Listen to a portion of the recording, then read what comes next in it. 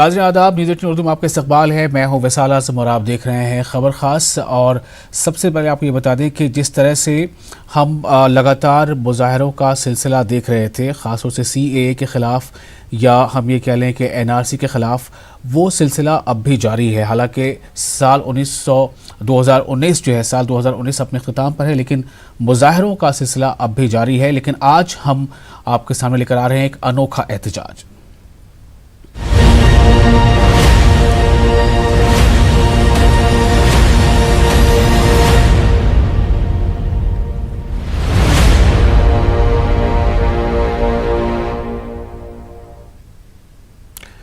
नाज़रीन, साल 2019 अब अपने ख़िताम पर है, लेकिन इस साल के आखिरी महीने में शहरियत तरमीमी कानून यानी CAA के ख़िलाफ़ एहतजाज ने पूरी दुनिया तक अपनी आवाज़ बुलंद कर दी है।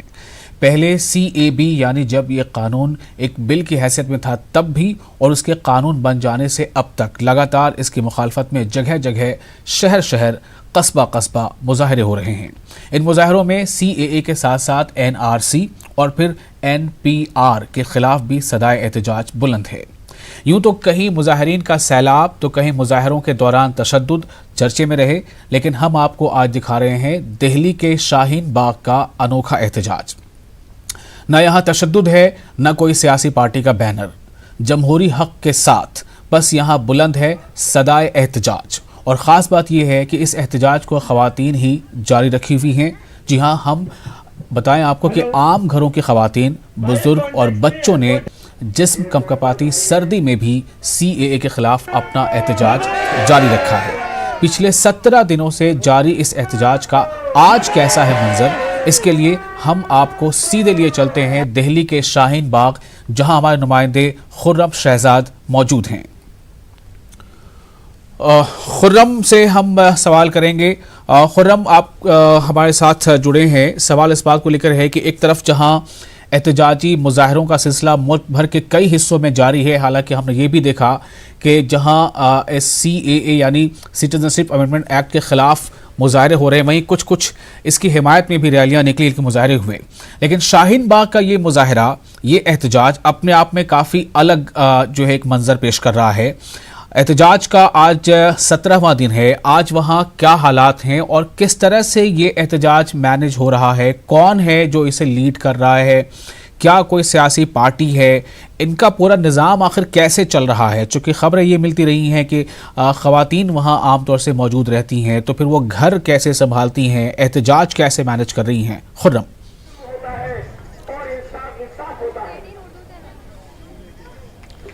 देखिए विशाल, ये कालंदी कुंज सरिता विहार रोड, ये पूरा जो रोड है ये पिछले 17 दिन से एकदम बंद पड़ा हुआ है। वजह है सिटीजनशिप अमेंडमेंट एक्ट के खिलाफ जिस तरह से इस पूरे रोड को पर एहतजाज हो रहा है। और ख़ास बात यह है कि आपको मालूम ही होगा कि कल का जो दिन गुजरा है उसमें 118 साल का जो सर्दी का रिकॉर्ड है, यानी सबसे सर्द मौसम जो दिसंबर का हुआ है वो कल दिल्ली में गुजरा है। और उसके बावजूद दिन रात पर मुश्तमिल ये पूरा एहतजाज है। आप पूछ रहे थे कि यहाँ की तस्वीरें कैसी हैं, मैं आपको पहले वो तस्वीरें दिखाना चाहूँगा कि ये तमाम तस्वीरें हैं जो आप देख सकते हैं कि ख़वातीन बच्चों के साथ हैं। आपको देखकर ही अंदाज़ा हो जाएगा कि ये सब घरों में रहने वाली ख़वातीन हैं जो यहाँ पर आई हुई हैं, और किसी के हाथ में होर्डिंग्स हैं, किसी के हाथ में बैनर हैं। लेकिन इसी के साथ साथ मैं आपको एक चीज़ और भी दिखाना चाहूँगा कि ये जो स्टेज है वो पूरी तौर से ख़वातीन ही उसको मैनेज करती हैं, वही चलाती हैं। ये पूरा नज़ारा है कि किस तरीके से ख़वातीन जो पूरे इस प्रोटेस्ट को लीड कर रही हैं। हमने देखा कि जामिया मिलिया इस्लामिया में भी एहतजाज हुआ, लेकिन जो शाहीन बाग के लोग हैं जी, 15 तारीख से ये लगातार यहाँ पर एहतजाज हो रहा है और अभी तक किसी तरह की बदअमनी वो आपको देखने को नहीं मिलेगी। सब लोग बहुत ही पुराने तरीके से एहतजाज कर रहे हैं। हालांकि कई सवाल भी उठे, कई तरह की बातें भी हुई इस रोड के बंद होने की वजह से काफ़ी परेशानी हो रही है, लेकिन इस सब के बावजूद एहतजाज जारी है। दिल्ली पुलिस की तरफ से भी काफ़ी कोशिश की गई, मीटिंग्स की गई, लेकिन ये लोग ये कहते हैं कि हम आवाज़ उठाना चाहते हैं और लोगों के सामने जो एक बड़ी परेशानी आने वाले वक्त की है उसको आगे रखना चाहते हैं। ये देख सकते हैं कि और आमतौर से जो अहम बात है कोई कि ख़वातीन है, मेरे साथ वो सारी ख़वातीन मौजूद हैं।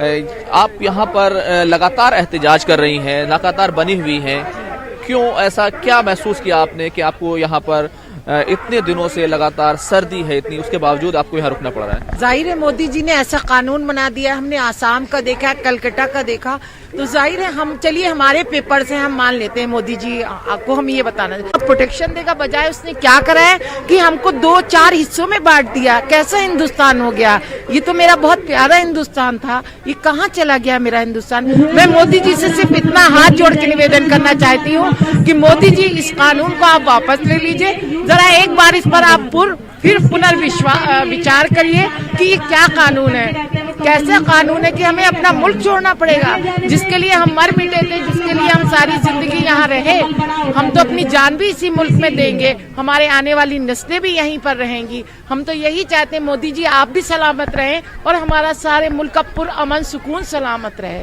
यहाँ पर आप हैं, आप जैसे आपने काफी जिंदगी गुजारी है, लेकिन उसके बावजूद इतनी सर्दी होती है, बहुत दिक्कत होती होगी, घर का निजाम किस तरह से चलता होगा, यहाँ फिर भी आना पड़ रहा है। जी इसी वजह से आ रहे हैं। मोदी ने ऐसा कानून ही निकाल दिया, कहाँ से लाए बिल पास करने के लिए? अब हमारे पास नहीं है सबूत किसी पर, हमारे बाप दादे मर गए, कोई हम कब्र में से निकाल के थोड़ी कहेंगे आप सबूत दो, उन बाप दादों से थोड़ी कहेंगे। इसने बहुत गलत काम करा, सब पब्लिक यहाँ पर गलत काम किया। और क्या आप यहाँ पर लोग लगातार एहतजाज कर रहे हैं, क्या कहेंगी? किसके लिए? कैसे घर का निजाम चल रहा है, क्योंकि काफी वक्त हो गया है, सर्दी भी बहुत है, बच्चों को कैसे संभाला जा रहा है, क्योंकि सारे बच्चे भी हम यहाँ पे देख रहे हैं। जैसे अब जो वक्त हमारे आराम का रहता था, हमने अपने आराम को हराम बना दिया। फटाफट घर का काम करते हैं, फिर यहाँ आते हैं। यहाँ आने के बाद में मोदी जी तो जिंदगी को जैसा हराम किए हैं, हराम करने के बाद में आज लोगों को सड़कों पे लेडीजों को उतार दिया है। नफरत की बीज बो दिया मोदी जी ने। जो हमारा देश एक स्वतंत्र देश था, स्वतंत्र देश था मेरा देश। इस देश में हिंदू मुस्लिम सिख ईसाई सब हम लोग एक साथ मिठास से प्यार से रहते थे। इस प्यार को नफरत में चेंज कर दिए। अब मोदी जी का मकसद कभी पूरा नहीं होगा। लेकिन फिर भी हमने देखा कि खवातीन जो हैं वो कहीं ना कहीं इस पूरे जो एहतजाज का जो मुहिम है आपकी, उसको लीड कर रही हैं। आमतौर से समझा जाता है कि मुस्लिम खवातीन घरों में रहती हैं, दूर रखा जाता है उनको, लेकिन इसमें एक अलग तरह का नज़ारा नजर आ रहा है। लेकिन मेरी मम्मी ने सबसे पहले मुझे कहा कि आप जाओ, आप प्रोटेस्ट करो, कोई प्रॉब्लम नहीं है। मेरे घर वाले इस चीज़ के कभी नहीं रोकते हैं। हाँ, मैं सीए के खिलाफ हूँ, प्रोटेस्ट में हूँ, वो इसलिए क्योंकि ये हमारे संविधान के खिलाफ है। आप आर्टिकल 14 उठाइए, आप उसमें देखिए, ये हमारे खिलाफ है। हमें किसी भी तरीके से प्रोटेस्ट करने से कोई भी नहीं रोक सकता। और ना आप मोदी सरकार से मुझे सिर्फ ये है कि आप बीजेपी हैं, आप सरकार हैं, आप आरएसएस को क्यों लेके आ रहे हैं पास में? आप उनके साथ कहते हैं कि आप हमारे घरों में आएंगे, हमसे मुलाकात करेंगे, लेकिन क्यों? आप अकेले आइए। आप ये चीज ला ही क्यों रहे हैं? जो आपका बंदा कहता है कि मुसलमानों के पूर्वजों ने यहाँ से लेकर के जमीन लेके चले गए थे, क्या अलाउद्दीन की चिराग तो नहीं है कि हमने उठाया जहाँ दूसरी जगह ले आके शिफ्ट कर दिया? और ये सारा आरएसएस का है, सारा भाजपा का है। मुझे एक बात ये जो समझनी है वो ये कि वजीर आजम ने कहा कि पहले आप पढ़िए तो उसको समझिए, गुमराह मत होइए। क्या आपने इस पूरे कानून को पढ़ा, देखा? जी बिल्कुल हमने पढ़ा। ये आर्टिकल 14 हमें कहता है कि आप आपने मुस्लिम को बिल्कुल अलग कर दिया। मुस्लिम उसमें ऐड ही नहीं है। आप या तो फिर उसमें ऐड कीजिए या तो फिर आप ना ये सीए ही खत्म कर दीजिए। बहुत सारे लोग हैं जो यहाँ पर हैं, और सबसे बड़ी बात ये है कि यहाँ पर देखिए, आप देखेंगे कि एक पूरा इंतजाम बनाया गया है। इस तरफ जो मर्द हजरात हैं वो खड़े होते हैं और एक रस्सी बंधी हुई है। इसी के साथ साथ जो मर्द हैं वो मतलब इस तरीके से यहाँ पर एहतजाज दर्ज करने के लिए आते हैं, लेकिन खवातीन के लिए एक अलग वो बनाया गया है। आप यहाँ पर आए हुए हैं, क्या कहेंगे? क्योंकि कितना अब इस जो कानून है, क्योंकि आवाज़ उठी, पूरे मुल्क से उठी, अब अगर भरम भी फैल गया है तो क्या उसको नहीं लगता कि अब दूर करना जिम्मेदारी है? देखिए, जैसे कि आप देख रहे हैं कि 15-16 दिन हो गए इस प्रोटेस्ट को चलते हुए पूरे भारत में, और हमारे शाहीन बाग के अंदर जितनी औरतें महिलाएं आप देख रहे हैं कि बेचारे रात और दिन यहाँ पर अपना पूरा योगदान दे रहे हैं। तो मैं मानता हूँ कि जैसे कल नई साल है और जिसका विरोध चल रहा है पूरे मुल्क के अंदर, पूरे हिंदुस्तान के अंदर, तो मैं चाहता हूँ कि ये कैंसिल करके, रद्द करके, कल नई साल में इन लोगों को एक नई सौगात दी जाए और इस बिल को वापस लिया जाए। खुर्रम, जरा इनसे पूछिए कि इस ये बिल तो अब रहा नहीं, ये कानून बन चुका है, ये अब शहरियत तरमीमी कानून है, सिटीजनशिप अमेंडमेंट एक्ट है ये, तो इस कानून से दरअसल इन्हें डर किस बात का है, जबकि वजीर आजम ने कहा है कि किसी को डरने की जरूरत नहीं है, ये शहरियत देने का कानून है ना कि लेने का। किस बात को लेकर ये डर है या फिर ये एहतजाज है, या ये अभी एक साहिबा कह रही थी मोहतरमा कि ये आइन के खिलाफ है हमारे और ये दस्तूर के चूंकि खिलाफ है, कॉन्स्टिट्यूशन के खिलाफ है, इसलिए हम खास तौर से आए हैं अपनी कॉन्स्टिट्यूशन को बचाने, मुल्क को बचाने। लेकिन इसका भी जवाब दिया था वजीर दाखिला ने, उनका कहना था कि ये किसी तरह से कॉन्स्टिट्यूशन के खिलाफ नहीं, हालांकि ये मामला कोर्ट में है, हम सब जान रहे हैं। खुर्रम,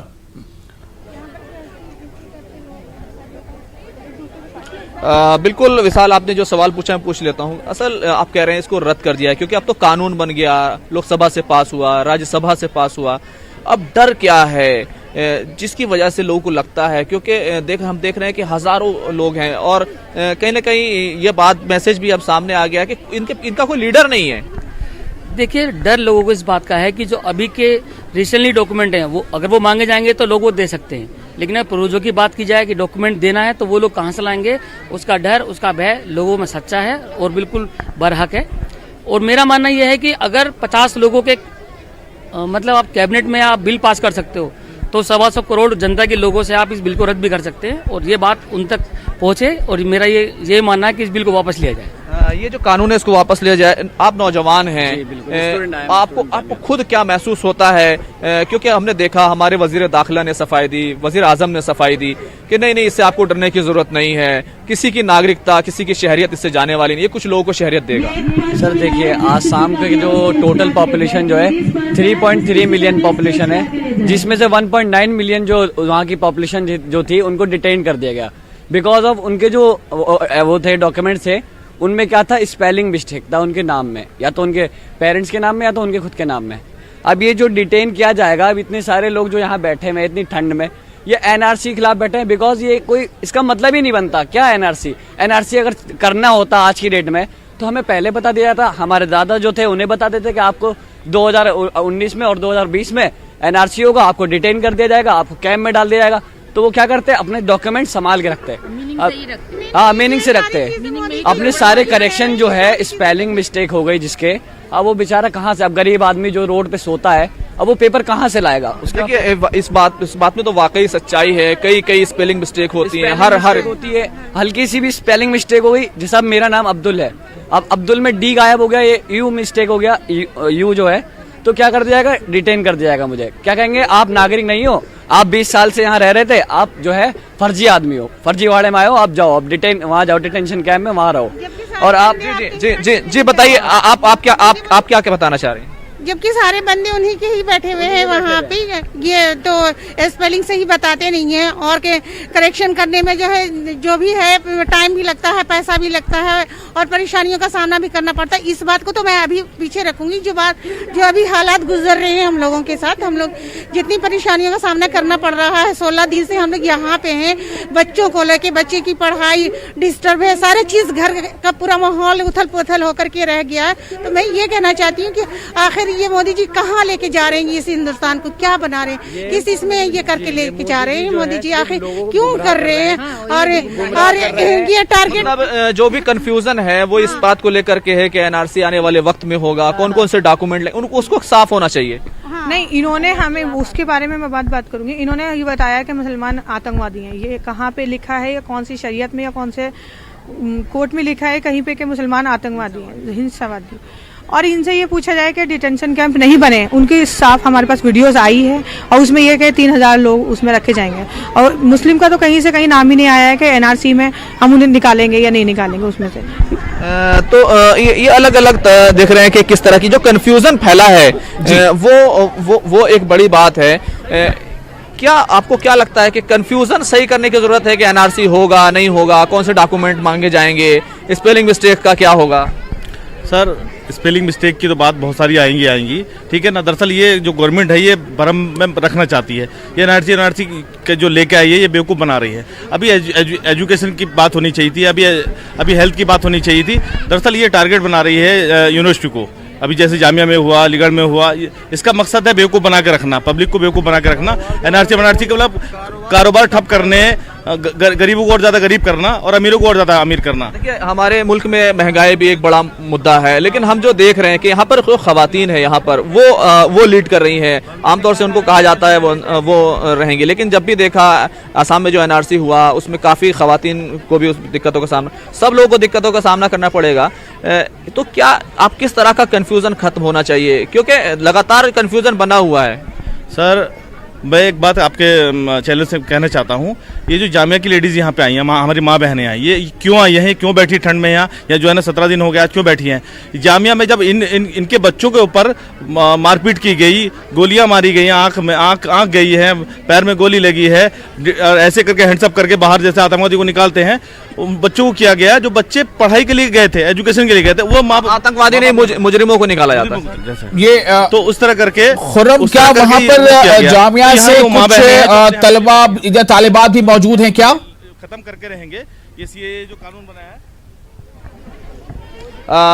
यहाँ पर अभी तक मुझे बिल्कुल यहाँ पर भी मौजूद ज़रूर हैं, क्योंकि काफ़ी चीज़ों को यहाँ पर ठीक किया जा रहा है। अभी जो स्टेज है वो भी जामिया की तालिबात का ही है।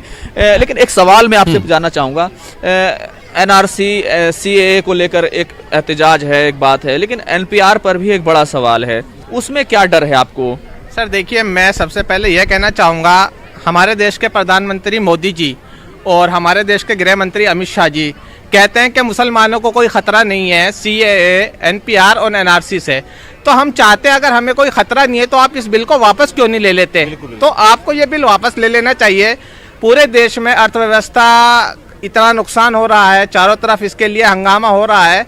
तो अगर मुसलमान को किसी तरह का अगर कोई ख़तरा नहीं है एनआरसी, सीएए और एनपीआर से, तो आप इस बिल को वापस ले लीजिए, ताकि हमारे देश में शांति बनी रहे और हिंदू मुस्लिम सिख ईसाई आपस में भाईचारा बना रहे, जिससे किसी तरह की कोई परेशानी ना हो। देखिए, मैंने आपसे सवाल पूछा था एनपीआर को लेकर के, एनपीआर पे क्या डर है? सर देखिए, इससे पहले इन्होंने 2 मुद्दे उठाए थे, सीएए और एनआरसी। ठीक है, अब नया मुद्दा आ गया है एनपीआर, जिसकी कई हमारे राज्यों में शुरुआत भी हो चुकी है, जिसको लेकर लोगों को ये डर है कि हमारे पुराने दस्तावेज मांगे जाएंगे। सन 1971 से पहले के जितने भी दस्तावेज हैं वो लोगों से मांगे जा रहे हैं। और जो हमारे, अगर मैं बात करूं हमारे मुस्लिम लोगों की, अगर जो हमारे राज्य के लोग हैं उनमें ये चीज़ों की बहुत ज़्यादा डर है। मुस्लिम ही नहीं, उसमें तो सभी लोग हैं, ज़्यादातर लोग हैं। आप यहाँ पर आई हैं, इतनी सर्दी है और क्या 119 साल का रिकॉर्ड टूटा, क्या आपके यहाँ क्यों आई हैं? यहाँ इसलिए आए हैं एनआरसी के और सीएए के खिलाफ है। हमें जो है ये बिल्कुल बिल वापस होना चाहिए, ये हमें नहीं चाहिए, समझे ना। और हम हिंदुस्तान के हैं, हिंदुस्तान में ही रहेंगे। मोदी जी को खुद देखिए विशाल, यहाँ की कुछ और तस्वीरें मैं आपको दिखाना चाहूँगा, क्योंकि यहाँ पर जो लगातार जो सारे लोग हैं वो लगातार यहाँ पर एहतजाज पर हैं। देखिए, यहाँ पर आपको कुछ रज़ाई गद्दे यहाँ पर आपको दिखाई देंगे, ये रज़ाई गद्दे हैं, यानी कि यहीं पर लोग सोते हैं। यहाँ पर ये टेंट लगा हुआ है। आमतौर से सुबह में 11-12 बजे के करीब यहाँ पर जो प्रोग्राम होता है वो शुरू होता है। ये यहाँ पर कुछ लोग बैठे हैं, ये लगातार धरने पर हैं और यहाँ पर भूख हड़ताल कर रहे हैं, अनशन कर रहे हैं। यहाँ पर आप कुछ और चीज़ भी, जो अलग चीज़ें आपको दिखाई देंगी, यहाँ बहुत ज़्यादा बूढ़ी बूढ़ी माएँ आपको दिखाई देंगी। वो इन सब के बावजूद, सारी मुश्किलात के बावजूद वो यहाँ पर आई हैं। मैं कई लोगों से बात करने की कोशिश करूँगा, उनके साथ बच्चे भी हैं जी। अम्मा, आपको इतनी सर्दी में बच्चे को लेके यहाँ आई हैं, क्यों आना पड़ा? क्या जज्बा दिल में था, क्या सोच थी? बेटा, हम लोग को सरकार क्या करेगा, हम लोग घबराए हुए हैं कि सरकार जो अपना वादा किया है, मतलब वचन दिया है, उसको वापस ले ले। हम लोग को चैन से रहने दे। हिंदुस्तान में भी बहुत मुसलमान मरे हैं, कटे हैं पहले आज़ादी में, तब हम लोग भी हैं। हम लोग के दादा नाना बहुत मरे हैं, तब हम लोग हैं। हम लोग के बच्चा कैसे रहेंगे बेटा? इसी के सुकून के लिए हम लोग ऐसे कर रहे हैं। अम्मा, आपको किस तरह का डर है, जो आपको लग रहा है कि बच्चे हमारे सुकून से नहीं रह पाएंगे? वही जो उस सब लगा है, क्या कहते हैं बेटा, वही सब हमको याद न रहता है। हम तो बूढ़े हुए, वही इसी सब की वजह से। हाँ, नागरिकता कानून सबके वजह से। तो देखिए अम्मा हो बड़े हो सब लोग यहाँ पर हैं। यहाँ पर कुछ और लोग हैं, मतलब आपको दिखाई देगा बिल्कुल घरेलू खवातीन हैं, वो यहाँ पर बैठी हुई हैं। बच्चे हैं जो यहाँ पर हैं, सर्दी है उसके बावजूद हैं यहाँ पर। किस तरीके से गुजारा होता है? आप लोग कितने दिन से यहाँ पर हैं और आप कितने दिन से खुद इसमें शामिल हैं? 18 दिन से, पूरे 18 दिन। आज हमें 18वां दिन है और हम 18 दिन से बैठे हुए हैं, क्योंकि ये जो काला कानून आया, हम ये चाहते हैं बस इसको ये वापस। घर का निजाम कैसे मेंटेन कर पा रहे हैं खुर्रम? घर में बहुत तरह के काम होते हैं, बच्चों को स्कूल भेजना, उनकी तैयारी करना और दूसरे काम होते हैं, कई लोगों को दफ्तर जाना होता है, सर्दी का सितम है। इन सब के बीच ये अगर जिंदा है, लगातार ये एहतजाज जारी है, तो ये कैसे मैनेज कर पा रही है खवातीन?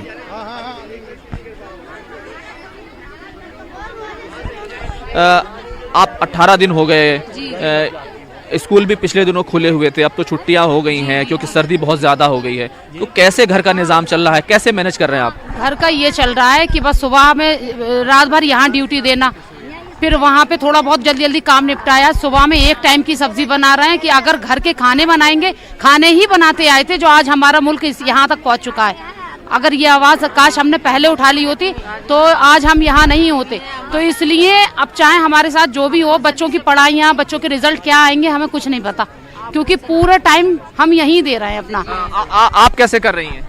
हम लोग भी वही कर रहे हैं, ये कर रही हैं, हम भी कर रहे हैं दिन में। हाँ, लगातार 18 दिन से। जी जी 18 दिन हो गए यहीं पे। हाँ, 18 दिन हो गए हैं यहाँ पर।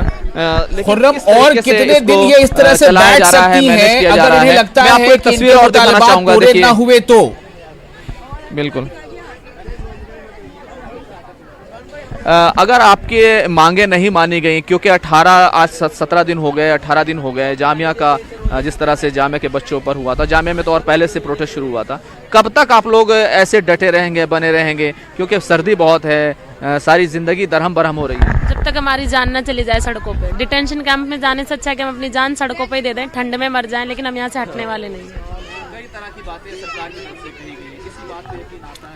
सरकार तो जुमले वाली सरकार है। 15 क्या चाहती हैं, किस तरह से इन्हें इत्मीनान मिलेगा? नहीं आए ना, वो भी तो एक बोला गया था कि 15 लाख आएंगे, तो ये सरकार ऐसे ही बोलने वाली है। मुझे एक बात बताइए, सरकार ने अपनी तरफ से भरोसा दिलाने की कोशिश की, लेकिन सरकार कहीं ना कहीं मुतमईन नहीं कर पाई लोगों को, फिर भी लोग हैं। सर, आप क्या चाहती हैं, सरकार क्या कदम उठाए, क्या करे? सबसे पहले तो एनआरसी वापस ले, सीए वापस ले, सबसे पहला तो मुद्दा ये है, फिर इसके बाद बात करते हैं। क्योंकि हमें सबसे पहले वो अपना संविधान तो बचाएं, तब सबसे पहले हम अपना संविधान तो बचाएं।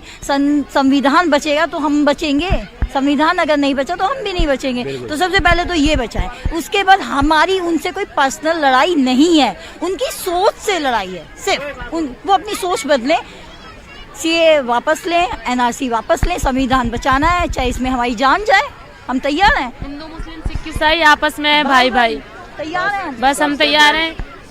खुर्रम, एक सवाल कीजिएगा, ऐसा ये समझा जा रहा है आमतौर से लोगों में कि इस कानून से सिर्फ जो अक़लियत की आबादी है, मुसलमान है, उनमें डर है। क्या वहाँ जो मौजूद लोग उन्हें भी ऐसा लगता है? अभी उन्होंने कहा कि हिंदू मुस्लिम सिख ईसाई आपस में सब भाई भाई, तो क्या ये सबके लिए प्रॉब्लम है, इनको ऐसा लगता है?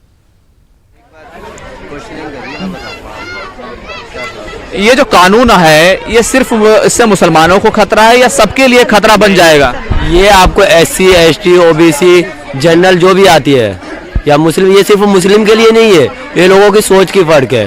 उसका एक ही कहना है, उससे जो भी नुकसान है सबको नुकसान है, क्योंकि वो सिर्फ फायदा RSS को है, सिर्फ फायदा उसी को है और बाकी किसी को फायदा देख रहे हैं। माना कि उसे औलाद नहीं। मैं ये कहना चाह रही हूँ, आज मेरे कत्ल पे तुम चुप हो, कल तुम्हारे कत्ल पे कोई और चुप रहेगा, तो एक के बाद सबकी बारी आएगी। अभी मुसलमानों का नंबर है, फिर दलितों का आएगा, फिर ईसाइयों का आएगा, और जो सिर्फ हिंदुत्व पे भरोसा रखेगा सिर्फ वही सेफ रहेगा। जो हिंदुत्व में यकीन रखेगा वही सेफ है। मिसाल देखिए, मैं एक बहुत ही जो बुजुर्ग खातून है उनसे बात करने की कोशिश करूंगा। आपकी कितनी उम्र है और यहाँ जो बैठी हैं वो क्या सोचकर बैठी हुई हैं?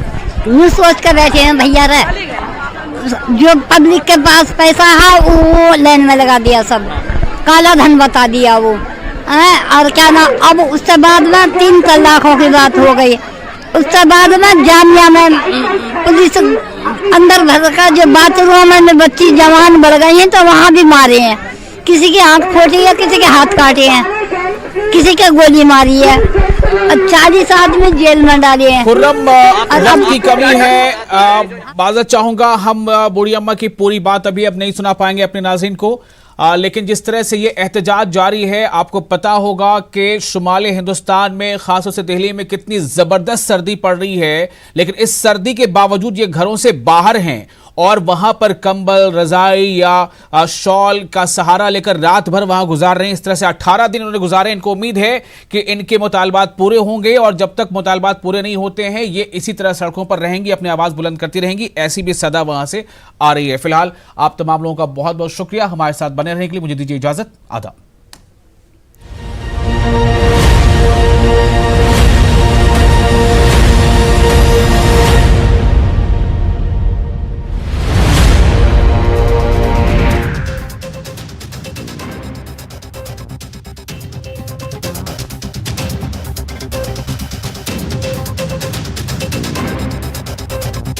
अब भारत का नंबर 1 दे एक विजिट में गोल्ड लोन सिर्फ 1% ब्याज दर पर। 19 अलविदा, 2020 खुशामदीद। उलझने कम होंगी क्या नए इस साल में? सियासत को तकसीम से मिलेगी फुर्सत क्या नए इस साल में? मजहब और धर्म पर चीखना नहीं, चलना शुरू करेंगे क्या नए इस साल में? हुकूमतें सियासत कम और काम ज्यादा करेंगी क्या नए इस साल में? नए